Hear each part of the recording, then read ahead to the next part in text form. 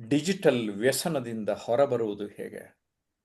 ಸ್ನೇಹಿತರೆ, ವ್ಯಸನ ಅನ್ನೋ ಒಂದು ಪದ ಬಳಸ್ತೇವೆ. ಡಿಜಿಟಲ್ ಬೇಡ ಅಂತ ಹೇಳ್ತಾ ಇಲ್ಲ. ನಾನು ಮೊಬೈಲ್ ಉಪಯೋಗಿಸ್ತಾ ಇದ್ದೇನೆ. ಈಗ ಈ ವಿಡಿಯೋ ರೆಕಾರ್ಡ್ ಮಾಡ್ತಾ ಇರೋದು ಲ್ಯಾಪ್ಟಾಪಲ್ಲಿ, ಝೂಮ್ ಅಂತ ಒಂದು ಆ್ಯಪಲ್ಲಿ. ಟಿ ವಿ ನೋಡಬೇಕು, ಈ ಫಿಲಮ್ ನೋಡಬೇಕು, ಎಲ್ಲ ಮಾಧ್ಯಮನೂ ನೋಡಬೇಕು, ಬಳಸ್ಕೋಬೇಕು. ಆದರೆ ನಮ್ಮ ಅನುಕೂಲಕ್ಕೆ ಬಳಸ್ಕೋಬೇಕು, ನಮ್ಮ ಉದ್ಧಾರಕ್ಕೆ ಬಳಸ್ಕೋಬೇಕು, ನಮ್ಮ ಏಳ್ಗೆಗೆ ಬಳಸ್ಕೋಬೇಕು ಅಂತ ಹೇಳ್ತಾ ಇದ್ದೀನಿ. ಯಾಕೆ ಅಂದರೆ ಎಷ್ಟೊಂದು ಜನ ಈ ಡಿಜಿಟಲ್ ಯುಗದಲ್ಲಿ digital products, digital app use ಮಾಡಿಕೊಂಡು ಸಿಕ್ಕಾಪಟ್ಟೆ ಉದ್ಧಾರ ಆಗ್ತಾ ಇದ್ದಾರೆ, ಸಿಕ್ಕಾಪಟ್ಟೆ ದುಡಿತಾ ಇದ್ದಾರೆ. ಕರೆಕ್ಟಾ? ನಾವಿವತ್ತು ಮಾತಾಡ್ತಾ ಇರೋದು ಡಿಜಿಟಲ್ ವ್ಯಸನ. ವ್ಯಸನ ಅಂದರೆ ರೋಗಿಗಳಾಗೋಗ್ಬಿಡೋದು. ನಾನು ಎದ್ದ ತಕ್ಷಣ ಮೊಬೈಲ್ ನೋಡಲಿಲ್ಲ, ವಾಟ್ಸಪ್ ನೋಡಲಿಲ್ಲ, ಟೆಲಿಗ್ರಾಮ್ ನೋಡಲಿಲ್ಲ ಅಂದರೆ ಹುಚ್ಚಿಡ್ದಾಗೋದು. ಕರೆಕ್ಟ್? ಆ ಥರ ಬೇಡ. ನಿಮ್ಗೆ ಯಾವಾಗ ಬೇಕು ಆವಾಗ ನೋಡೋ ಥರ ನಿಮ್ಮ ಮೈಂಡ್ ಕಂಟ್ರೋಲ್ ಇಟ್ಕೋಬೇಕು. ಅದಕ್ಕೇ ನಮ್ಮ ಆನ್ಲೈನ್ ಸ್ಟೂಡೆಂಟ್ಸ್ ಇದ್ದಾರೆ, ಅವ್ರನ್ನೆಲ್ಲ ಮಾತಾಡಿಸ್ತಾ ಇದ್ದೀನಿ. ಏನ್ರಿ, ಏನು ಕತೆ, ನಿಮ್ಗೆ ಹೆಂಗೆ ಅನ್ನಿಸುತ್ತೆ ಅಂತ. ಅದಕ್ಕೆ ಒಬ್ಬರು ಅದರೊಳಗಡೆ ಆನ್ಲೈನ್ ಪಾರ್ಟಿಸಿಪೆಂಟು ಒಬ್ಬರು ಮಾಡ್ರೇಟ್ ನಿರೂಪಣೆ ಮಾಡೋಕ್ಕೆ ನೇತ್ರಾವತಿ ವಿಜಯಪುರದ ಒಬ್ಬ ಗೃಹಿಣಿ ಯೋಗ ಶಿಕ್ಷಕಿ ನೀಡ್ತಾ ಇದ್ದೇನೆ. Yes, over to Netravati. ನಮಸ್ತೆ ಸರ್. ಜಯಪ್ರಕಾಶ್ ನಾಗ್ತಿಹಳ್ಳಿ ಯೂಟ್ಯೂಬ್ ಚಾನೆಲ್ಗೆ ಸ್ವಾಗತ ಕೋರುತ್ತೀನಿ. ಮತ್ತೆ ನಾನು ಇವತ್ತಿನ ವಿಷಯ ಏನಂದ್ರೆ ಡಿಜಿಟಲ್ ವ್ಯಸನದಿಂದ ಹೊರಬರುವುದು ಹೇಗೆ ಅಂತೇಳಿ ಈ ವಿಷಯದ ಬಗ್ಗೆ ನಮ್ಮದು ಎಲ್ಲಾ ಸ್ನೇಹಿತರ ಜೊತೆಗೂಡಿ ನಾವು ಏನ್ ಮಾಡ್ತೀವಿ, ಚರ್ಚಾಕೂಟ ಮಾಡ್ತಿರ್ತೀವಿ. ಅಂದ್ರೆ ಪ್ರತಿಯೊಬ್ಬರು ತಮ್ಮದೇ ಆದ ಒಂದು ಶೈಲಿಯಲ್ಲಿ, ಅಂದ್ರೆ ತಮ್ಮ ಜ್ಞಾನಕ್ಕೆ ಅನುಸಾರವಾಗಿ ಎಲ್ಲರೂ ತಮ್ಮದೇ ಆದ ಒಂದು ಪಾಯಿಂಟ್ ಆಫ್ ಹೇಳ್ಕೊತ ಬರ್ತಿರ್ತಾರ. ಆಗ ನಮಗೇನ ಇದ್ರೊಳಗಿಂದ ಕಲಿಕೆ ನಮ್ಗೆ ಏನಾಗ್ತದಂದ್ರೆ ಪ್ರತಿಯೊಬ್ಬರು ವಿಚಾರಧಾರೆಗಳು ವಿಭಿನ್ನ. ಯಾಕಂದ್ರೆ ಈಗ 5 ಬೆರಳು ಹೆಂಗ್ ಸಮ ಇರಲ್ಲ, ಅದೇ ತರ ಪ್ರತಿಯೊಬ್ಬರು ವಿಚಾರಧಾರೆಗಳು ವಿಭಿನ್ನವಾಗಿರುತ್ತವ. ಈ ವಿಷಯದ ಬಗ್ಗೆ ಒಂದು ವಿಷಯ, ಡಿಜಿಟಲ್ ವ್ಯಸನದಿಂದ ಹೊರಬರುವುದು ಹೇಗೆ ಅಂತೇಳಿ ಈ ವಿಷಯದ ಕುರಿತು ನಾವು ಚರ್ಚೆ ಮಾಡ್ತಾ ಇದ್ದೀವಿ. ಮೊದಲಿಗಾಗಿ ನಮ್ಮ ಸ್ನೇಹಿತರಾದಂತ ಮಂಜುನಾಥ್ ಸರ್ ಅವರು ಏನ್ ಹೇಳ್ತಾರೆ ಈ ವಿಷಯದ ಬಗ್ಗೆ ಕೇಳೋಣ. ನಮಸ್ತೆ ಮಂಜುನಾಥ್ ಸರ್. ನಮಸ್ತೆ ಮೇಡಮ್. ಡಿಜಿಟಲ್ ವ್ಯಸನದಿಂದ ಹೊರಬರುವುದು ಹೇಗೆ? ಇದು ಈಗಿನ ದಿನಗಳಲ್ಲಿ ಬಹಳಷ್ಟು ಕಷ್ಟಕರ ಮೇಡಮ್. ಈಗ ನಮಗೂ ಸಹಿತ ಈಗ ನಾವು ಹೇಳ್ತೀವಿ ಸುಲಭವಾಗಿ, ಜನರಿಗೆ ಆದ್ರೆ ಬಹಳನೇ ಕಷ್ಟ ಇದೆ. ಆದ್ರೂ ನಾವು ಒಂದು ಮೈಂಡ್ ಸೆಟ್ ಮಾಡ್ಕೊಳ್ಬೇಕು, ಏನ್ ಅವಶ್ಯಕತೆ ಇದೆ, ಎಷ್ಟು ಅವಶ್ಯಕತೆ ಇದೆ ಅಷ್ಟನ್ನ ನೋಡ್ತಾ ಅದರಿಂದ ನಾವು ಏನ್ ಉಪಯೋಗ ಪಡ್ಕೊಳ್ಬಹುದು ಅನ್ನೋದನ್ನ ಗಮನ ಹರಿಸ್ಬೇಕು ಈಗಿನ ಯುವಕರು ಅಂತ ಹೇಳಲಿಕ್ಕೆ ಇಚ್ಛೆ ಪಡ್ತೀನಿ. ಹಾಗೆ ಈ ಮಹಿಳೆಯರು ಕೂಡ ಅಷ್ಟೇನೆ, ಬಹಳಷ್ಟು ನೋಡ್ತೀನಿ ಈ ಮಕ್ಕಳು ಸಂಸಾರ ಎಲ್ಲಾನು ಮರೆತು ಅದ್ರಲ್ಲಿ ಎಷ್ಟು ಭಗ್ನ ಆಗಿರ್ತಾರೆ ಅಂದ್ರೆ, ಮುಂಚೆ ಟಿವಿಯಲ್ಲಿ ಒಂದು 6ರಿಂದ 8 ಅಥವಾ 9 ಗಂಟೆ ಸೀರಿಯಲ್ ನೋಡ್ತಿದ್ರು. ಈ ಮೊಬೈಲ್ ಅನ್ನೋದು ಬಂದು ಈ ಮೊಬೈಲ್ ನಲ್ಲಿ ಬೆಳಿಗ್ಗೆಯಿಂದ ಸಂಜೆವರೆಗೂ ಯಾರ ಕೈಯಲ್ಲಿ ಒಂದು ಹಾಸ್ಪಿಟಲ್ಗೆ ಹೋಗ್ಲಿ, ಮತ್ತೆ ಒಂದು ದೇವಸ್ಥಾನ ಹೋಗ್ಲಿ, ಮತ್ತೊಂದು ಟ್ರಾವೆಲಿಂಗ್ ಟೈಮ್ ಇರ್ಲಿ, ಒಂದು ಹೋಟೆಲ್ ಊಟ ಮಾಡ್ತಿರ್ಲಿ, ಪ್ರತಿಯೊಬ್ಬರ ಕೈಲಲ್ಲೂ ಈ ಮಕ್ಳಿಗೆ ಅಂತಿದ್ವಿ, ಮಕ್ಕಳು ಫೋನ್ ಇಲ್ಲ ಅಂದ್ರೆ ಊಟ ಮಾಡೋದಿಲ್ಲ ಅಂತ. ಆದ್ರೆ ಈಗಿನ ಪರಿಸ್ಥಿತಿ ನೋಡ್ರೆ ನಾನು ಬಹಳಷ್ಟು ಗಮನಿಸಿರೋದು, ನನ್ನ ಹೆಂಡತಿ ಕೂಡ ಸೇರಿ ಬಹಳ ಗಮನಿಸಿರೋದು, 24 ಗಂಟೆ ಅವರಿಗೆ ಸೀರಿಯಲ್ ಆ ಫೇಸ್ಬುಕ್ ನಲ್ಲಿ ಟಿವಿಲಿ ನೋಡೋ ಸಾಲದು ಅಂತ ಫೇಸ್ಬುಕ್ ನಲ್ಲಿ ಬಹಳಷ್ಟು ಮಗ್ನರಾಗ್ತಾರೆ. ಅದೇ ನಾವು ಯಾವ್ದಾದ್ರು ಒಂದು ಒಳ್ಳೆ ವಿಚಾರ ನೋಡು, ಒಂದು ಒಳ್ಳೆ ವಿಚಾರ ಓದು, ಒಂದು ಒಳ್ಳೆ ವಿಚಾರ ಇದ್ ಮಾಡು ಅಂದ್ರೆ ಬಹಳಷ್ಟು ಈ ಬೇಸರ ಆಗತ್ತೆ ಅದು ನೋಡ್ಲಿಕ್ಕೆ. ಈಗಿನ ಅದ್ರಲ್ಲೂ ಸರ್ ಎಸ್ಪೆಷಲಿ ಹೆಂಗಸರಲ್ಲಿ, ಆಮೇಲೆ ಈ ನಮ್ಮ ಯುವಕರಲ್ಲಿ ಬಹಳಷ್ಟು ವರ್ಕ್ಗೆ ತಗೊಂಡಿರ್ತಾರೆ. ಒಂದು ಕಸ್ಟಮರ್ ಬರ್ಬೋದು, ಅಥವಾ ಈಗ ನಮ್ ಶಾಪ್ ನಲ್ಲಿ ಇದೆ, ಫ್ಲವರ್ ಶಾಪ್ ಇದೆ ಮತ್ತೆ ಬಟ್ಟೆ ಶಾಪ್ ಎರಡು ಇರೋದ್ರಿಂದ ನಾವು ಗಮನ ಹರಿಸೋದು, ಹುಡುಗರಿಗೆ ಎಷ್ಟೇ ಹೇಳಿದ್ರು ಒಂದು ಕಸ್ಟಮರ್ ಬರ್ತಾರೆ, ನಾವು ಕಸ್ಟಮರ್ ಇಸ್ ಎ ಗಾಡ್ ಅಂತ ನಾವು ಅನ್ಕೊಂಡು ಆ ಟೈಮಲ್ಲಿ ನಾವು ಬಿಸ್ನೆಸ್ ಮಾಡ್ತಾ ಇದ್ವಿ. ಈಗ ಅವರು ಬಂದು ಕಸ್ಟಮರ್ ಇವರಿಗೆ ಬಲಂತ ಮಾಡಿ ತಟ್ಟಿ ಎಬುರ್ಸಿ ಇವರು ಫೋನಿಂದ ಹೊರಗಡೆ ಕರೆದು ಅವ್ರು ವ್ಯಾಪಾರ ಮಾಡಿ ಇವ್ರಿಗೆ ದುಡ್ಡು ಕೊಟ್ಟು ಹೋಗುವಂತ ಪರಿಸ್ಥಿತಿ ಬರ್ತಿದೆ ಸರ್. ಅದು ಬಹಳನೇ ಬೇಜಾರಾಗುತ್ತೆ ಅದೆಲ್ಲ ನೋಡಿದಾಗ. ಒಂದು ಇರ್ಬೇಕು, ಯಾವ್ದೇ ಆಗ್ಲಿ ಒಂದು ಅತಿ ಆದ್ರೆ ಅಮೃತ ಕೂಡ ವಿಷ ಆಗತ್ತೆ ಅನ್ನೋ ರೀತಿ ಈ ಪ್ರತಿಯೊಬ್ರು ಸರ್, ಈಗ ಇವರು ಅವರು ಅಂತ ಅನ್ನೋದಿಲ್ಲ, ನನ್ನನ್ನು ಸೇರಿ ಒಂದು ಇತಿ ಮಿತಿ ಇರಬೇಕು ಪ್ರತಿಯೊಂದ್ರಲ್ಲೂ ಅಂತ ಹೇಳಲಿಕ್ಕೆ ಬಯಸ್ತೀನಿ ಸರ್. ಅದನ್ನ ಒಳ್ಳೆ ಉದ್ದೇಶಕ್ಕೆ, ಒಳ್ಳೆ ವಿಚಾರಕ್ಕೆ ಉಪಯೋಗಿಸಿದ್ರೆ ಬಹಳಷ್ಟು ಒಳ್ಳೇದಾಗತ್ತೆ. ಮತ್ ಈ ರೀತಿ ಆದ್ರೆ ಬರೀ ಕಾಲ ಹರಣ ಆಗತ್ತೆ ಹೊರತು ಕಳೆದ ಸಮಯ ಮತ್ತೆ ಬರೋದಿಲ್ಲ. ಮತ್ತೆ ಯಾವುದೇ ರೀತಿ ಅದರಿಂದ ನಮ್ಗೆ ಯಾವ್ದು ತಿಳ್ಕೊಳ್ಳೋ ಅಂತ ಯಾವ್ದು ವಿಚಾರಗಳು ಇರೋದಿಲ್ಲ. ಸುಮ್ನೆ ಒಂದು ಬಂದು ಈಗ ಪಾಸ್ ಆಗಿ ಹೋಗ್ತಾ ಇರತ್ತೆ, ಅದನ್ನ ಸುಮ್ನೆ ಟೈಮ್ ಪಾಸ್ ಮಾಡ್ತಾ ಇದ್ದಾರೆ ಬಹಳಷ್ಟು ಯುವಕರು ಮತ್ತೆ ಹೆಂಗಸರುಗಳು. ಪ್ರತಿಯೊಬ್ರು ಕೂಡ ಇದ್ರ ಕಡೆ ಹೆಚ್ಚಿನ ಗಮನ ಕೊಟ್ಟು ಸಮಯ ವ್ಯರ್ಥ ಮಾಡೋದ್ ಬೇಡ, ಮನೋರಂಜನೆ ಬೇಕು, ಅದು ಎಷ್ಟು ಬೇಕೋ ಅಷ್ಟು ತಗೊಂಡ್ರೆ ಒಳ್ಳೇದು ಅಂತ ಹೇಳಲಿಕ್ಕೆ ಇಚ್ಛೆ ಪಡ್ತೀನಿ ಸರ್. ಧನ್ಯವಾದಗಳು. ಧನ್ಯವಾದಗಳು ಸರ್, ತುಂಬಾ ಚೆನ್ನಾಗಿ ಹೇಳಿದ್ರು. ಯಾವುದೇ ಅಂದ್ರ ಈಗ ಡಿಜಿಟಲ್ ಎಷ್ಟು ಉಪಯೋಗ ಮಾಡ್ಕೋಬೇಕು ನಮ್ಗ ಅಂದ್ರ ನಮಗ ಅವಶ್ಯಕತೆ ತಕ್ಕಂತೆ ಎಷ್ಟು ಯೂಸ್ ಮಾಡ್ಬೇಕಂತ ಮಾಡಿದ್ರ ನಮ್ಗ ಉತ್ತುಂಗ ಸ್ಥಾನಕ್ಕೆ ಏರಿಸ್ತದ. ಬಿಟ್ಟು ಅದೇ ವ್ಯಸನಿಗಳು ಅದೇವಂದ್ರ ನಮ್ಗ ಏನಂತಾರಲ್ಲ, ಇದು ಮತ್ತಿಟ್ಟು ನಮ್ ಕೀಳು ಮಟ್ಟಕ್ಕೆ ಇಳಿಸ್ತದ ಅಂತ ಹೇಳಿ ಅದೇ ತುಂಬಾ ಚೆನ್ನಾಗಿ ತಮ್ಮದೇ ಆದ ಒಂದು ಶೈಲಿಯಲ್ಲಿ ಹೇಳಿದ್ರಿ ಸರ್. ಧನ್ಯವಾದಗಳು. ಈಗ ಅದೇ ರೀತಿ ಇನ್ನೊಬ್ರು ನಮ್ಮ ಸ್ನೇಹಿತರಾದಂತ ಲಿಂಗರಾಜ್ ಪಾಟೀಲ್ ಸರ್ ಈ ವಿಷಯದ ಬಗ್ಗೆ ಕುರಿತು ಏನ್ ಹೇಳ್ತಾರ ಕೇಳೋಣ. ಡಿಜಿಟಲ್ ವ್ಯಸನದಿಂದ ಹೊರಬರುವುದು ಹೇಗೆ ಅಂತ ಹೇಳಿ. ನಮಸ್ತೆ ಸರ್, ಲಿಂಗರಾಜ್ ಸರ್. ಮಂಜುನಾಥ್ ಅವರು ಬಹಳ ಚೆನ್ನಾಗಿ ಹೇಳಿದ್ರು. ಆದ್ರೆ ಇವತ್ತು ಟೆಕ್ನಾಲಜಿ ಇಷ್ಟು ಮುಂದುವರೆದಿದೆ, ಅದು ಎಷ್ಟು ಅಡ್ವಾಂಟೇಜ್ ಇದೆ ಅಷ್ಟೇ ಡಿಸ್ಅಡ್ವಾಂಟೇಜ್ ಇರೋದನ್ನ ನಾವು ಕಾಣ್ತಾ ಇದೀವಿ. ವಿಶೇಷವಾಗಿ ಮಕ್ಕಳು ಮತ್ತು ಶಾಲಾ ವಿದ್ಯಾರ್ಥಿಗಳು ಈ ಮೊಬೈಲ್ ಚಟಕ್ಕೆ ಬಲಿ ಆಗ್ತಾ ಇರೋದನ್ನು ಕೂಡ ನಾವು ದಿನನಿತ್ಯ ನೋಡ್ತಾ ಇದೀವಿ. ಇದು ಆಗ್ಲೇ ಹೇಳಿದಾಗೆ ನಮ್ಗೆ ಏನ್ ಬೇಕೋ ಅದನ್ನ ಮಾತ್ರ ನಾವು ಸ್ವೀಕರಿಸಬೇಕು, ಯಾವ್ದು ಬೇಡ ಅದನ್ನ ಅವಾಯ್ಡ್ ಮಾಡ್ಬೇಕು. ಅವಾಯ್ಡ್ ಮಾಡ್ಬೇಕಂತಂದ್ರೆ ನಾವು ಒಂದಷ್ಟು ಟೈಮ್ ರಿಸ್ಟ್ರಿಕ್ಷನ್ ಹಾಕೋಬೇಕು. ಅಂದ್ರೆ ಯಾವಾಗ ಮೊಬೈಲ್ ನೋಡ್ಬೇಕು, ಯಾವಾಗ ನೋಡಬಾರ್ದು ಅನ್ನೋದು ಕೂಡ ಒಂದು ಹಾಕ್ಬೇಕು. ಯಾಕಂದ್ರೆ ನಾವು ಕೆಲಸ ಮಾಡುವಾಗಲಿ, ಬೇರೆ ಏನಾದ್ರು ಯಾರೋ ಗೆಸ್ಟ್ ಬಂದಾಗಲಿ, ಅಥವಾ ಏನಾದ್ರು ವಿದ್ಯಾರ್ಥಿಗಳು ಸ್ಟಡಿ ಮಾಡೋ ಸಂದರ್ಭದಲ್ಲಿ ಮೊಬೈಲ್ ಇಟ್ಕೊಂಡು ಕೂತ್ರೆ ಟೈಮ್ ವೇಸ್ಟೇ ಆಗುತ್ತದೆ ಹೊರತು ಅದರಿಂದ ಪ್ರತಿಫಲ ಸಿಗೋದಕ್ಕೆ ಸಾಧ್ಯ ಇಲ್ಲ.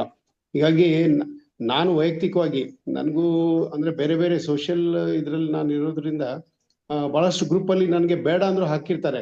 ಎಸ್ಪೆಷಲಿ ವಾಟ್ಸ್ಆಪ್ ಗ್ರೂಪ್ ಎಲ್ಲ, ಅಲ್ಲಿ ನಾನು ಹೊರಗೆ ಬಂದ್ರು ಕೂಡ ಮತ್ತೆ ಹಾಕಿರ್ತಾರೆ. ಅದನ್ನ ಅವರು ಒಂದು ಬೆಳಗ್ಗೆ ಒಬ್ಬ ಗುಡ್ ಮಾರ್ನಿಂಗ್ ಹಾಕಿರೋದು ಅಥವಾ ಇನ್ಯಾವುದೋ ಒಂದು ಶುಭಾಶಯ ಹಾಕಿರೋದು ಎಲ್ಲರೂ ಅದನ್ನ ಎಲ್ಲಾ ಗ್ರೂಪ್ ಅಲ್ಲಿ ಹಾಕಿರ್ತಾರೆ. ಅದನ್ನ ನೋಡ್ಲಿಕ್ಕೆ ಬೇಜಾರಾಗ್ತದೆ. ಅದಕ್ಕೆ ನಾನು ಬೆಳಗ್ಗೆ ಒಂದ್ ಸ್ವಲ್ಪ ನೋಡ್ತೀನಿ, ಮಧ್ಯಾಹ್ನ ಒಂದ್ ಸ್ವಲ್ಪ ನೋಡ್ತೀನಿ, ಸಾಯಂಕಾಲ ಒಂದ್ ಸ್ವಲ್ಪ ನೋಡ್ತೀನಿ. ಅಂದ್ರೆ ಉಳಿದ ಟೈಮ್ ಆದಷ್ಟು ಅವಾಯ್ಡ್ ಮಾಡ್ತೀನಿ. ಮತ್ತು ಅದು ಸಾಧ್ಯ ಆದ್ರೆ ನಾನು ಅದೊಂದು ಟೆಕ್ನಾಲಜಿ ಕೆಲವೊಬ್ಬರಿಗೆ ಗೊತ್ತಿದ್ರೆ ಡೌನ್ಲೋಡ್ ಮಾಡ್ಕೊಳ್ಳುವಾಗ ಅಂದ್ರೆ ಎಲ್ಲವೂ ಡೌನ್ಲೋಡ್ ಆಗಲ್ದಂಗೆ ಅದು ಬ್ಲಾಕ್ ಮಾಡಿಬಿಟ್ರೆ ನಮ್ಗೆ ಯಾವ್ದು ಬೇಕು ಅದನ್ನ ಅಷ್ಟೇ ನೋಡಿದ್ರೆ ನಾವು ನಮ್ಮನ್ನೇ ನಾವು ರಿಸ್ಟ್ರಿಕ್ಟ್ ಮಾಡ್ಕೋಬಹುದು. ಅಂದ್ರೆ ಟೈಮ್ ಉಳಿಸ್ಬೋದು ಮತ್ತು ಯಾವ್ದು ಬೇಕು, ಯಾವ್ದು ಇಂಪಾರ್ಟೆಂಟ್ ಇದೆ ಅದನ್ನ ಮಾತ್ರ ನಾವು ನೋಡೋದ್ರಿಂದ ಈ ಡಿಜಿಟಲ್ ವ್ಯಸನದಿಂದ ಸ್ವಲ್ಪ ದೂರ ಇರ್ಬೋದು ಅಂತ ನಾನು ಅನ್ಕೊಂಡಿದ್ದೀನಿ. ಇಲ್ಲಾಂದ್ರೆ ಅದೊಂದು ಕೆಟ್ಟ ಚಟವಾಗಿ ಇವತ್ತು ಬಹಳಷ್ಟು ಜನರ ಜೀವನವನ್ನು ಹಾಳು ಮಾಡ್ತಾ ಇದೆ. ವಿಶೇಷವಾಗಿ ಶಾಲಾ ವಿದ್ಯಾರ್ಥಿಗಳು ಮತ್ತು ಯುವಕರ ಒಂದು ಸಮಯ ಮತ್ತು ಬಾಳನ್ನು ಕೂಡ ಹಾಳು ಮಾಡ್ತಾ ಇರೋದನ್ನ ನಾವು ನೋಡ್ತಾ ಇದೀವಿ.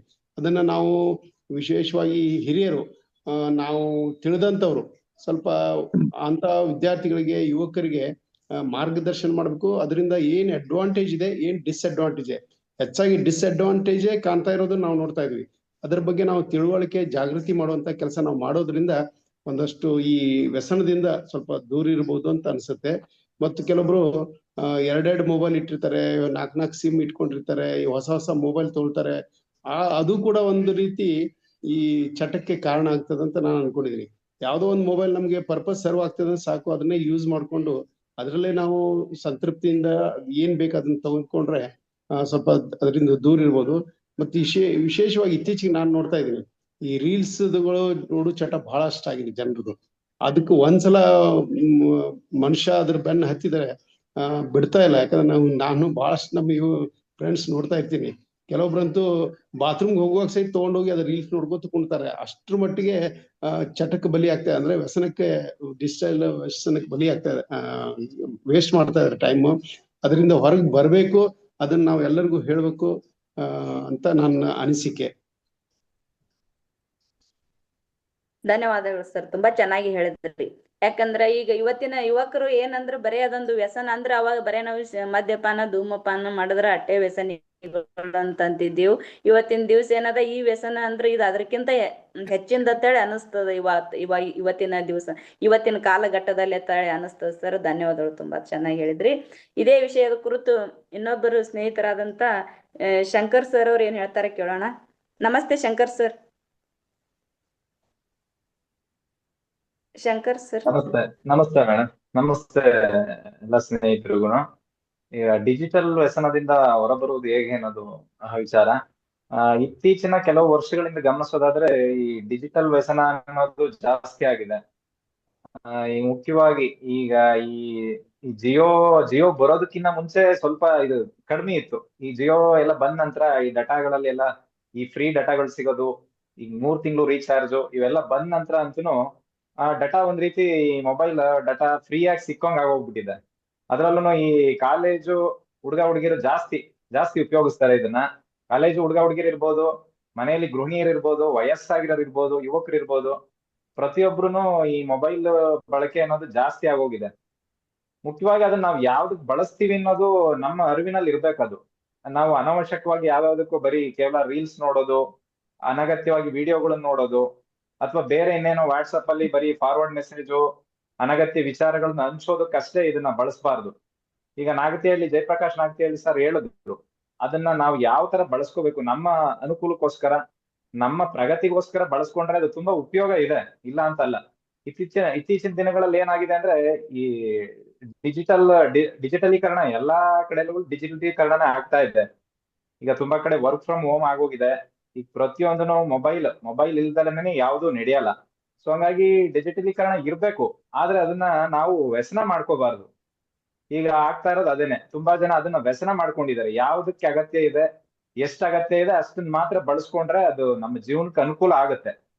ಇಲ್ಲ ಅಂತಂದ್ರೆ ಅದು ವ್ಯಸನ ಆಗಿ ಮುಂದುವರೆದ್ರೆ ಈಗ ಅದು ನಮ್ಮ ಮನಸ್ಸಿನ ಮೇಲೆ, ನಮ್ಮ ದಿನನಿತ್ಯದ ಚಟುವಟಿಕೆಗಳ ಮೇಲೂ ತುಂಬಾ ಪರಿಣಾಮ ಬೀರುತ್ತೆ. ಒಟ್ನಲ್ಲಿ ನಮ್ಮ ಒಂದು ಪ್ರಗತಿಗೆ ಇದು ಮಾರಕ ಆಗುತ್ತೆ ಅದನ್ನ ವ್ಯಸನ ಮಾಡ್ಕೊಂಡ್ರೆ ಅಂತ ಹೇಳಿಕ್ ಬಯಸ್ತಾ ಎಲ್ರಿಗೂ ಧನ್ಯವಾದ. ಧನ್ಯವಾದಗಳು ಸರ್, ತುಂಬಾ ಚೆನ್ನಾಗಿ ಹೇಳಿದ್ರಿ. ಯಾಕಂದ್ರೆ ಇವತ್ತಿನ ದಿವಸ ಅದು ಎಷ್ಟು ಉಪಯೋಗ ಅಂದ್ರೆ ಡಿಜಿಟಲ್, ಯಾಕಂದ್ರೆ ಈಗ ನಾವು ಡಿಜಿಟಲ್ ಅಲ್ಲೇ ಕಲಿತಾ ಇರೋದು. ಯಾಕಂದ್ರೆ ಆನ್ಲೈನ್ ಕೋರ್ಸ್, ಯಾಕಂದ್ರೆ ಪ್ರತಿಯೊಬ್ಬರು ಅಲ್ಲೇ ಬೆಂಗಳೂರಿಗೆ ಹೋಗಿ ಸರ್ ಹತ್ರ ಹೋಗಿದ್ವಿ, ಪ್ರತಿನಿತ್ಯ ಹೋಗಿ ಕಲಿಯೋದು ಅಂದ್ರೆ ಈ ಆನ್ಲೈನ್ ಮುಖಾಂತರ ನಾವು ಪ್ರತಿನಿತ್ಯ ಸರ್ ನೇರವಾಗಿ ನಾವು ಭೇಟಿ ಮಾಡ್ಕೊಂಡು ಇದ್ರೊಳಗೆ ಎಲ್ಲಾರು ಗ್ರೂಪ್ನ ಮಾಡ್ಕೊಂಡು ಕಲಿಯೋದ್ರಿಂದ ನಮ್ದು ಕಲಿಕೆ ಮಟ್ಟ ಹೆಚ್ಚು ಮಾಡ್ಕೋಬಹುದಲ್ಲ. ಅದೇ ತರ ಪ್ರತಿಯೊಬ್ಬರ ಯೂಸ್ ತಕ್ಕಂತ ತಮ್ಗೆ ಉಪಯೋಗಕ್ಕೆ ತಕ್ಕಂತೆ ಉಪಯೋಗ ಮಾಡ್ಕೋತಾ ಹೋದ್ರೆ ಹೆಚ್ಚ ಲಾಭ ಪಡಿಬಹುದು ಅಂತೇಳಿ ಅನಿಸ್ತದ. ಇದೇ ರೀತಿ ಸಂತೋಷ್ ಶೆಟ್ಟಿ ಅವರು ಏನ್ ಹೇಳ್ತಾರೆ ಈ ವಿಷಯದ ಕುರಿತು ಕೇಳೋಣ. ನಮಸ್ತೆ ಸಂತೋಷ್. ನಮಸ್ತೆ ಸರ್. ಸಂತೋಷ್, ನಮಸ್ತೆ ಸರ್. ಈ ವಿಷಯದ ಕುರಿತು ಏನ್ ಹೇಳ್ತೀರಾ ನೀವು?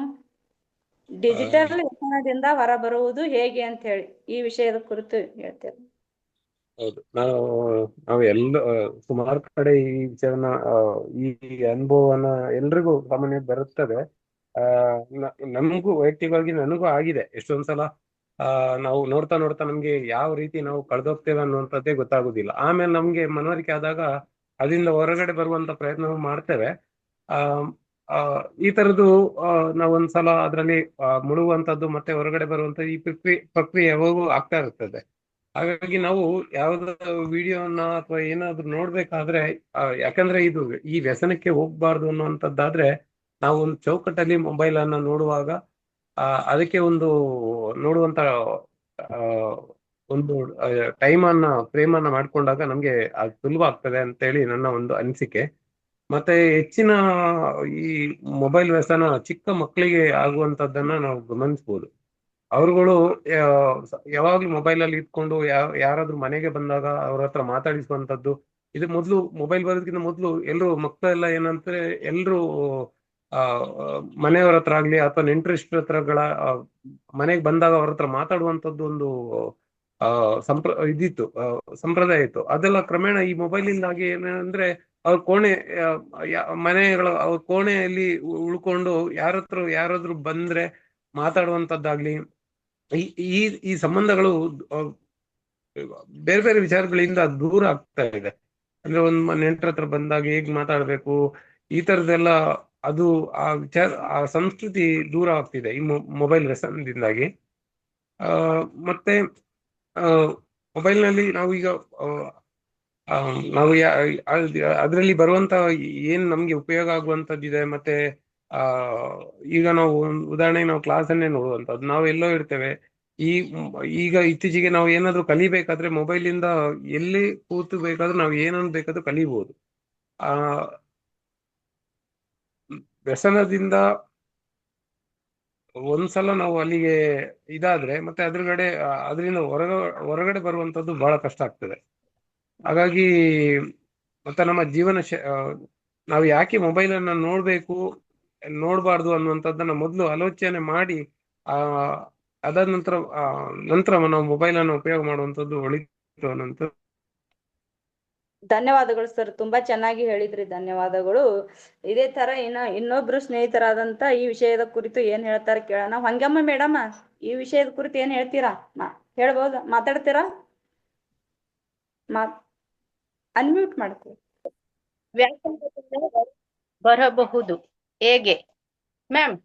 ಆ ಇವತ್ತು ಡಿಜಿಟಲ್ ಅಂತಂದ್ರ ಮೊಬೈಲ್ ಅಂತಂದ್ರ ನೆಟ್ ಮೊಬೈಲ್ ಎರಡು ಇತ್ತಂದ್ರ ಮನುಷ್ಯನ ಅರ್ಧ ಜೀವನನ ಅದ್ರಾಗ ಐತಿ ಅನ್ನೋದು ರೀತಿ ಮನುಷ್ಯರು ಬಾಳ್ತಾ ಇದ್ದಾರೆ. ಯಾಕಂದ್ರೆ ತಂದೆ ತಾಯಿ ಇಬ್ರು ಕೂಡ ಕೆಲ್ಸಕ್ ಹೋಗ್ತಾರ, ಸಾಯಂಕಾಲ ಆದ್ಮೇಲೆ ಮನೆಗ್ ಬಂದ ತಕ್ಷಣ ಮಕ್ಳು ಏನ್ ಮಾಡ್ತಾ ಇದಾರಂತೂ ಕೇಳಲ್ಲ, ಮಕ್ಳು ಏನ್ ತಿಂದ್ರು ಅಂತ ಕೇಳಂಗಿಲ್ಲ. ಬಂದ ತಕ್ಷಣ ಒಂದ್ ಕಡೆ ಕುಂತ್ರು ಮೊಬೈಲ್ ನೋಡ್ತಾ ರೀಲ್ಸ್ ನೋಡುದು ರೀಲ್ಸ್ ನೋಡುದು. ಮಕ್ಕಳು ಹೋಮ್ವರ್ಕ್ ಮಾಡಾರಂತ ನೋಡಲ್ಲ. ಇವತ್ತು ಆ ಕಾಲ ಅಂತಾರ ಹೋಗೇ ಬಿಟ್ಟೈತಿ ಮೇಡಮ್. ಹಾಗಾಗಿ ಮಕ್ಕಳು ಕೂಡ ಅಷ್ಟೇ, ತಂದೆ ತಾಯಿ ಹತ್ರ ಪ್ರೀತಿಯಿಂದ ಮಾತಾಡುವಂತ ಕಾಲ ಕೂಡ ಹೋಗ್ಬಿಟ್ಟೈತಿ. ಬಂದ ತಕ್ಷಣ ಕಾಲೇಜ್ಲಿಂದ ಬಂದ ತಕ್ಷಣ ಮೊಬೈಲ್ ಹಿಡಿದು ಮೊಬೈಲ್ದಾಗ ಏನ್ ಇವತ್ತು ರೀಲ್ಸ್ ಬಿಟ್ಟಾರ, ಬಟ್ಟೆ ಬಿಟ್ಟಾರ, ಇವತ್ ಏನ್ ತಿನ್ಬೋದು, ಅದ್ರಾಗಿಂದ ಏನ್ ತರಿಸಿ ಆನ್ಲೈನ್ ಏನ್ ತರಿಸಿ ತಿನ್ಬೇಕ ಅನ್ನೋದು ಬಿಟ್ರ ನಮ್ ಕಾಲದಾಗ ನಮ್ಮ ತಂದೆ ತಾಯಿ ಕಾಲದಾಗ ಹೆಂಗಿತ್ತಂದ್ರ ಬಂದ ತಕ್ಷಣ ಮಕ್ಕಳ ಅಭ್ಯಾಸ ಏನ್ ಮಾಡಿರಿ ಏನಿಲ್ಲ, ಫಸ್ಟ್ ಊಟ ಮಾಡ್ರಿ, ಕೂತ್ಕೋರಿ, ಕುಂತ ಅಭ್ಯಾಸ ಮಾಡಿ ಅಂತ ಹೇಳ್ತಿದ್ರು. ಈಗ ಆ ಕಾಲ ಹೋಗೈತಿ. ಪ್ರತಿಯೊಬ್ರ ಕೈಯಾಗ ಮೊಬೈಲ್ ಬಂದು ಮಕ್ಕಳ ಜೀವನ ಕೂಡ ಹಾಳಾಗೈತಿ, ಹಾಗೆ ಪೋಷಕರ ಜೀವನ ಕೂಡ ಹಾಳಾಗೈತಿ. ಅದ್ರೊಳಗು ಕೂಡ ನಾವು ಕೂಡ ಅಷ್ಟೇ. ಇವಾಗ ಯಾವ್ದೇ ಒಂದು ರೀಲ್ಸ್ ಆಗ್ಲಿ ಮತ್ತು ಯಾವ್ದೋ ಒಂದು ನೆಗೆಟಿವ್ ಯಾವ್ದೋ ಅದ್ರೊಳಗಿಂದ ಬಂದಿದ್ದನ್ನ ನೋಡ್ಬಾರ್ದು. ಜಸ್ಟ್ ನಮ್ಗೆ ಯಾವ್ದು ಯೂಸ್ ಆಗುತ್ತೆ ಅದನ್ನ ನೋಡ್ಬೇಕು. ಅದು ಒಂದ್ ಟೈಮ್ ಲಿಮಿಟೆಡ್ ಇರ್ಬೇಕು. ಯಾವ್ದೋ ಒಂದ್ ನೋಡಕತ್ರ 10 ನಿಮಿಷ 5 ನಿಮಿಷದ ಮತ್ತ ನೋಡ್ಬೇಕು ಹೊರತು ಅದನ್ನೇ ನಮ್ ಜೀವನ ಅಂತೇಳಿ ಸತತ ನೋಡ್ತಾ ಇದ್ರೆ ಅದ್ ತುಂಬಾ ಕಷ್ಟ ಆಗುತ್ತೆ. ಪ್ರತಿ ಒಂದು ಯುವಕರಿಗೆ ಕೂಡ ಎಲ್ಲರಿಗೂ ಬ್ರೇನ್ ಇಷ್ಟ ಹಾಗಾತೈತೆ ಅಂತ ಹೇಳಿದ್ರ ಹಾಸ್ಪಿಟಲ್ಗೆ ಹೋದ್ರು ಸಣ್ಣ ಮಕ್ಕಳು ಕೂಡ ಅದ ತಲಿ ಒಳಗ ನರ ಬ್ಲಾಕ್ ಆಗೈತಿ, ಅದು ಬ್ಲಾಕ್ ಆಗೈತಿ. ಎದರ್ಲಿಂದ ಮೊಬೈಲ್ನಿಂದ ಅಂತ ಡಾಕ್ಟರ್ ಹೇಳಿದ್ರು ಕೂಡ ಅವ್ರೇನ್ ಮೊಬೈಲ್ ಬಿಡಂಗಿಲ್ಲ. ಹಾಗಾಗಿ ಡಿಜಿಟಲ್ ಅನ್ನೋದು ತುಂಬಾ ಅಪಾಯಕಾರಿ ಅಂತ ಹೇಳಕ್ ಇಷ್ಟಪಡ್ತೀನಿ. ಧನ್ಯವಾದ ಮೇಡಮ್. ಧನ್ಯವಾದಗಳು ಮೇಡಮ್, ತುಂಬಾ ಚೆನ್ನಾಗಿ ಹೇಳಿದ್ರಿ. ಯಾಕಂದ್ರೆ ಇದು ಡಿಜಿಟಲ್ ಇದರದಿಂದ ಏನಾಗ್ತದ, ಪ್ರಾಣ ಹಾನಿಯೂ ಆಗುವ ಸಂಭವ ಇದೆ ಅಂತ ಹೇಳಿ ನಿಮ್ಮ ಶೈಲಿಯಲ್ಲಿ ತುಂಬಾ ಚೆನ್ನಾಗಿ ಹೇಳಿದ್ರಿ. ಮತ್ತೆ ಇದೇ ರೀತಿ ರಮೇಶ್ ಹಾದಿಮನಿ ಸರ್ ಈ ವಿಷಯದ ಕುರಿತು ಏನ್ ಹೇಳ್ತಾರೆ ಕೇಳೋಣ. ರಮೇಶ್ ಹಾದಿಮನಿ ಸರ್, ಡಿಜಿಟಲ್ ವ್ಯಸನದಿಂದ ಹೊರಬರುವುದು ಹೇಗೆ ಅಂತೇಳಿ ಈ ವಿಷಯದ ಕುರಿತು ಹೇಳಿ ಸರ್. ಸರ್, ಮೇಡಮ್ ನಮಸ್ತೆ. ಎಲ್ಲ ಪಾರ್ಟಿಸಿಪೇಟ್ಗೂ ನಮಸ್ತೆ. ನಾನು ಬಹಳ ಲಾಂಗ್ ಗ್ಯಾಪ್ ಇಂದ ಇವತ್ತು ಜಾಯ್ನ್ ಆಗಿನಿ. ಮೇಡಮ್, ಇವತ್ತಿನ ದಿನ ಎಲ್ಲರೂ ಸವಿಸ್ತಾರವಾಗಿ ಹೇಳ್ಬಿಟ್ರು ಡಿಜಿಟಲ್ ವ್ಯಸನದಿಂದ ಹೊರಬರುವುದು ಹೇಗೆ ಅಂತೇಳಿ. ಬಟ್ ಎಲ್ಲಾ ರಂಗದೊಳಗೂ ಇದೆ ರೀ ಮೇಡಮ್. ಇದು ಒಂದ ರಂಗ, ಶೈಕ್ಷಣಿಕ ರಂಗ ಆಗಿರ್ಬೋದು, ಅಥವಾ ತಾಂತ್ರಿಕ ರಂಗ ಆಗಿರ್ಬೋದು, ಹಲವಾರು ರಂಗಗಳಲ್ಲಿ ಇವತ್ತ ಆ ವ್ಯಸನಕ್ಕೆ ಎಲ್ಲರೂ ಹೋಗ್ಬಿಟ್ರ. ಈಗ ಹೇಳ್ದಂಗ ಶೈಕ್ಷಣಿಕವಾಗಿ ಎಲ್ಲಾ ವಿದ್ಯಾರ್ಥಿನಿಯರು ಅದನ್ನ ಎಷ್ಟು ಉಪಯೋಗಿಸ್ಬೇಕು ಅದನ್ನ ಅಷ್ಟ ಉಪಯೋಗಿಸ್ಕೊಲಾರ್ದ ಏನು ಕೆಲ್ಸಕ್ಕೆ ಬಾರದನ್ನೆಲ್ಲ ಉಪಯೋಗಿಸುದು, ಅದು ಒಂಥರ ನಕಾರಾತ್ಮಕನ ಅದು. ಅದನ್ನ ಬಿಟ್ಟು ಈಗ ನೋಡ್ರಿ, ಫಾರ್ ಎಕ್ಸಾಂಪಲ್ ಈಗ ಇಷ್ಟತನ ನನ್ನ ಮಗಳು ಫೋನ್ ಮಾಡಾಕ್ತಿದ್ಲು. ಶಾರದಾ ರೆಸಿಡೆನ್ಸಿಯಲ್ ಸ್ಕೂಲ್ನ ಮಗಳು ವಿದ್ಯಾಭ್ಯಾಸ ಮಾಡ್ತಾಳ. ಈಗ ಡಿಜಿಟಲ್ ಉಪಯೋಗ ಹೆಂಗ್ ಬರುತ್ತೆ ನೋಡ್ರಿ. ನಾನು ಹೋಗ್ಬೇಕಾಗೇ ಇಲ್ಲ. ತಿಂಗಳಿಗೆ ಒಂದ್ಸಲಿ ನನ್ನ ಮಗಳು ನನ್ನ ಜೋಡಿ ವಿಡಿಯೋ ಕಾಲ್ನಾಗ ಮಾತಾಡ್ತಾಳ. ಈಗ ಇನ್ನೊಂದು 10 ಮಿನಿಟ್ಸ್ ನನ್ನ ಮಗಾನು ಮಾತಾಡ್ತಾನ, ಅವನು ಹೊರಗದನ. ಅದು ಕೆಲವೊಂದಿಷ್ಟು ಅದರಿಂದ ಉಪಯೋಗನೂ ಅದಾವು, ಮತ್ತ ಉಪಯೋಗ ಇಲ್ದನೂ ಅದಾವು. ಹಿಂಗಾಗಿ ಮನುಷ್ಯನ ಇವತ್ತ ಜೀವನಕ್ಕ ಹಾಸುಹೊಕ್ಕಾಗ್ಬಿಟ್ಟದು. ಅದನ್ನ ಯಾವ್ದನ್ನ ಎಷ್ಟು ಉಪಯೋಗಕ್ಕೂ ಎಲ್ಲರೂ ಹೇಳಿದ್ರು. ಬರೇ ಶೈಕ್ಷಣಿಕ ರಂಗದೊಳಗೆ ವಿದ್ಯಾರ್ಥಿನಿಯರಿಗೆ, ಗೃಹಿಣಿಯರಿಗೆ ಅಂತ ಹೇಳಿದ್ರಿ. ಅಷ್ಟ ಅಲ್ಲ, ಗ್ರಾಮೀಣ ಪ್ರದೇಶಕ್ಕೆ ಬಂದು ನೋಡಿದ್ರೆ ಇವತ್ತಿನ ದಿನ ರೈತರು ಅದರಿಂದ ಬಹಳ ಟೈಮ್ ಅನ್ನ ವ್ಯಯ ಮಾಡಾಕತ್ತಾರ. ಬಹಳ ಜನ ಯಾವಾಗ ನೋಡಿದ್ರು ಮೊಬೈಲ್ ಹಿಡ್ಕೊಂಡ್ ಕುಂತ್ಬಿಟ್ಟಿರ್ತಾರ. ಅದ್ರೊಳಗ ಬೇಕಾದನ್ನ ಇವತ್ತಿನ ವೈಜ್ಞಾನಿಕ ಕೃಷಿ ಏನೈತಿ ಅದನ್ನೆಲ್ಲ ನೋಡ್ಕೋಬಹುದು. ಬದಲಾಗಿ ಬರೀ ರೀಲ್ಸ್ ನೋಡ್ಕೊಂತ ಕುಂದ್ರಾಕತ್ತಾರ. ಹೆಂಗಾಗ್ಬಿಟ್ಟವು ಗ್ರಾಮೀಣ ಪ್ರದೇಶದೊಳಗಂತೂ ರೀಲ್ಸ್ ಅಂದ್ರ ಎಷ್ಟು ಹೈಲೈಟ್ ಆಗ್ಬಿಟ್ಟವು. ಎಲ್ಲಾರು ಬರೀ ಅದನ್ನ ರೀಲ್ಸ್ ನೋಡುದು, ತಾಸು 2 ತಾಸು ಹಿಂಗೆ ಹಿಡ್ಕೊಂಡ್ ಕುಂತಿರ್ತಾರ, ನಾವು ನೋಡ್ತಿರ್ತೀವಿ. ಅದನ್ನೆಲ್ಲ ಅಂತದೆಲ್ಲ ಮಾಡ್ಲಾರ್ದ ಬೇಕಾದ ಇವತ್ತಿನ ಏನು ವೈಜ್ಞಾನಿಕ ಯುಗ ಐತಲ್ಲ ಅದನ್ನೆಲ್ಲ ಉಪಯೋಗ ಮಾಡ್ಬೋದು. ಬಟ್ ಅದನ್ನ ಸಕಾರಾತ್ಮಕವಾಗಿ ತಗೋಬೇಕು ಅನ್ನೋದು ನನ್ನ ಅಭಿಲಾಷೆ ಅಂತ ಹೇಳ್ತೀನಿ ಮೇಡಮ್. ಧನ್ಯವಾದಗಳು. ತುಂಬಾ ಚೆನ್ನಾಗಿ ಹೇಳಿದ್ರಿ. ಯಾಕಂದ್ರೆ ಯಾವುದೇ ವಿಷಯ ಅಂದ್ರೆ ಡಿಜಿಟಲ್ ವಿಷಯವನ್ನು ಸಕಾರಾತ್ಮಕವಾಗಿ ತಗೊಂಡು ನಾವು ಉನ್ನತ ಅಂದ್ರೆ ಒಳ್ಳೆಯ ರೀತಿ ಉಪಯೋಗ ಮಾಡ್ಕೊಂಡ್ರೆ ಎಲ್ಲಾನು ಸಾಧ್ಯ. ಆದ್ರೆ ವ್ಯಸನಿಗಳಾದ್ರೆ ಕಷ್ಟ ನಮ್ಮ ಜೀವನ ಅಂತ ಹೇಳು ನಿಮ್ಮ ಶೈಲಿಯಲ್ಲಿ ತುಂಬಾ ಚೆನ್ನಾಗಿ ಹೇಳಿದ್ರಿ. ಧನ್ಯವಾದಗಳು ಸರ್. ಇದೇ ರೀತಿ ಇನ್ನೊಬ್ರು ನಮ್ಮ ಸ್ನೇಹಿತರಾದಂತ ರಾಜು ಕಡ್ಲೆ ಸರ್ ಅವರು ಮಾತಾಡಬಹುದು ಈ ವಿಷಯದ ಕುರಿತು. ಅನ್ಮ್ಯೂಟ್ ಮಾಡ್ಕೊಳ್ಳಿ ಸರ್, ಮಾತಾಡಿ. ಎಲ್ಲ ನನ್ನವರಿಗೂ ನನ್ನ ಪ್ರೀತಿಯ ನಮಸ್ಕಾರ. ನಾನು ರಾಜನ್ ಕಡ್ಲೆ ಅಂತ ಕುಮಟದಿಂದ ಮಾತಾಡ್ತಿರುವಂತದ್ದು. ಇದೇ ದಿವಸ ಫಸ್ಟ್ ಡೇ ನಿಮ್ಮ ಒಂದು ಸೆಷನ್ಗೆ ನಾನು ಜಾಯ್ನ್ ಆಗಿರ್ತೇನೆ. ಬಹಳ ಅದ್ಭುತವಾದಂತ ಟಾಪಿಕ್ ಮೇಡಮ್. ಡಿಜಿಟಲ್ ವ್ಯಸನದಿಂದ ಹೊರಬರ್ತಕ್ಕಂಥ ವಿಧಾನ ಹೇಗೆ ನಾವು ಡಿಜಿಟಲ್ ಮಾರ್ಕೆಟ್ ಇಂದ ಅಥವಾ ಡಿಜಿಟಲ್ ಈ ತರದ ಒಂದು ಪ್ಲಾಟ್ಫಾರ್ಮ್ ಇಂದ ಹೊರಗ್ ಬರ್ಬೇಕು ಅನ್ನುವಂಥದ್ದು. ಇದು ಹೊರಗ್ ಬರ್ಬೇಕು ಅನ್ನುವಂಥ ವಿಚಾರ ಅಷ್ಟು ಸುಲಭವಾದಂತ ವಿಚಾರ ಅಲ್ಲ. ನಾವು ಆ ಒಂದು ಮೊಬೈಲ್ ಲೋಕದಲ್ಲಿರ್ಬೋದು ಅಥವಾ ಡಿಜಿಟಲ್ ಇದ್ರಲ್ಲಿ ನಾವು ತುಂಬಾನೇ ಏನಾಗಿದ್ವಿ ಅಂದ್ರೆ ತುಂಬಾ ಅಡಿಕ್ಟಿವ್ ಆಗಿದ್ದೇವೆ. ಆ ಒಂದು ಅಡಿಕ್ಟಿವ್ ನಿಂದ ನಾವು ಹೊರ ಬರ್ಬೇಕಂದ್ರೆ ನಾವು ಫಸ್ಟ್ ಆಫ್ ಆಲ್ ನಾವು ನಮ್ಮ ಮನಸ್ಥಿತಿಗಳನ್ನ ಬದಲಾಯಿಸ್ಕೊಳ್ಬೇಕು. ಓಕೆ, ಈ ರೀತಿಯ ಡಿಜಿಟಲ್ ವ್ಯವಸ್ಥೆಗಳನ್ನ ನಾನು ಈ ರೀತಿಯಾಗಿ ಯೂಸ್ ಮಾಡ್ಕೊಂಡು ನಾನು ಟೈಮ್ ವೇಸ್ಟ್ ಮಾಡ್ಕೊಳ್ಳೋದ್ರಿಂದ ಅದು ನನಗೇನಾದ್ರು ಯೂಸಸ್ ಆಗ್ತಾ ಇದೆಯೋ ಅಥವಾ ಯೂಸಸ್ ಆಗ್ತಾ ಇಲ್ವೋ. ಬಟ್ ಈ ರೀತಿಯಾಗಿ ಇದ್ರದ್ದು ಉಪಯೋಗನೂ ಇದೆ, ದುರುಪಯೋಗನೂ ಇರುವಂತದ್ದು. ಬಟ್ ನಾವು ಈ ರೀತಿ ಮನಸ್ಥಿತಿನ ಇಟ್ಕೊಳ್ಬೇಕು. ಮನಸ್ಥಿತಿಯನ್ನು ನಾವು ಬದಲಾಯಿಸ್ಕೊಂಡಾಗ ಮಾತ್ರ ಈ ಒಂದು ಡಿಜಿಟಲ್ ವ್ಯವಸ್ಥೆಯಿಂದ ನಾವು ಹೊರಗೆ ಬರ್ಬಹುದು ಅನ್ನುವಂಥದ್ದು. ಹಾಗೆ ನಮ್ಮನ್ನ ನಾವು ಬೇರೆ ಬೇರೆಯಾದಂತ ಒಂದು ಚಟುವಟಿಕೆಗಳಲ್ಲಿ ನಾವು ಭಾಗಿಯಾಗಿರ್ತಕ್ಕಂಥದ್ದು. ಉದಾಹರಣೆಗಾಗಿ ಧ್ಯಾನ ಮಾಡೋದ್ರಿಂದ ನಮ್ಮ ಒಂದು ಮಾನಸಿಕ ಒಂದು ಇದು ಸದೃಢತೆಯನ್ನು ಮಾನಸಿಕವಾಗಿ ನಾವು ಸದೃಢತೆಯನ್ನ ಕಾಣ್ತೇವೆ. ಹಾಗೆ ವ್ಯಾಯಾಮವನ್ನ ಮಾಡುವುದರಿಂದ ನಮ್ಮ ಶಾರೀರಿಕವಾಗಿ ನಾವು ಸದೃಢತೆಯನ್ನ ಕಾಣ್ತೇವೆ.